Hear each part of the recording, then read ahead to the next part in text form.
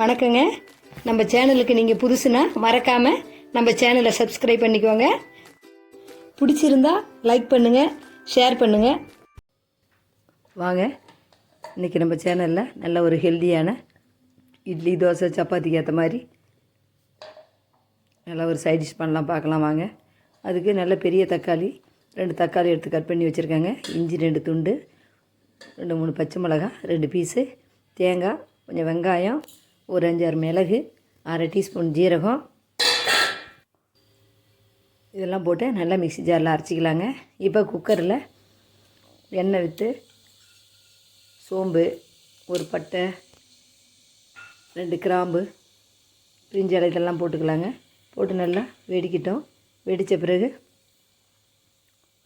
நம்ம அரைச்சி வச்சுருந்த நல்லா விழுதை ஊற்றிக்கலாங்க. ரொம்ப மையம் அரைக்கக்கூடாது, கொஞ்சம் நொறுன்னு அரைச்சாங்க ரொம்ப நல்லாயிருக்கும்.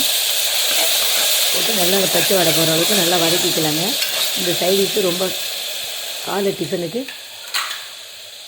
ரொம்ப ஏற்ற மாதிரியான சைடிஷுங்க.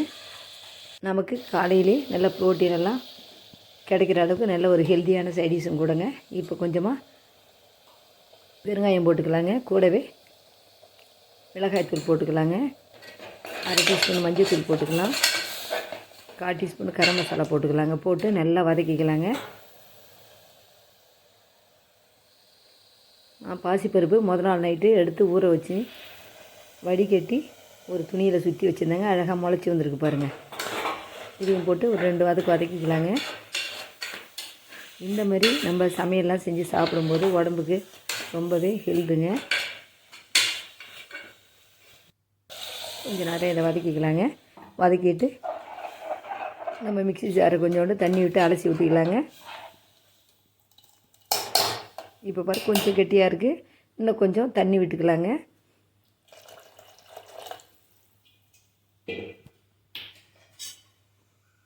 தண்ணி விட்டுங்க. இது புதினாங்க.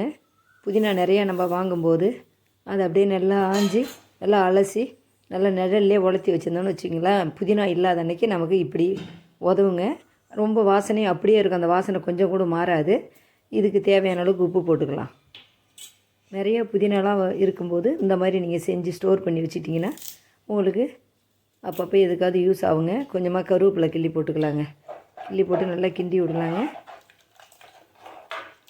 கிண்டி விட்டு ஒரு விசில் விட்டால் போதுங்க. ரொம்ப ஹெல்த்தியான நம்மளுக்கு சைடிஷ், ரொம்ப ஹெல்த்தியான சைடிஷ் ரெடி ஆகிடுச்சிங்க.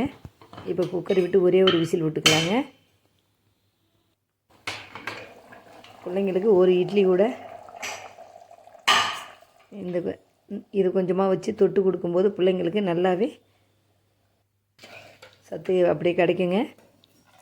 இப்போ நல்லா விசில் விட்டு விசில்லாம் அடங்கிடுச்சிங்க. இப்போ எடுத்துக்கலாம். எடுத்து ஒரு பாத்திரத்தில் மாற்றிக்கலாங்க. மேலாக கொத்தமல்லி தழை இருந்தால் தூவலாங்க. இப்போ நான் சும்மா கருவேப்பிலை தூவிருக்கேன்.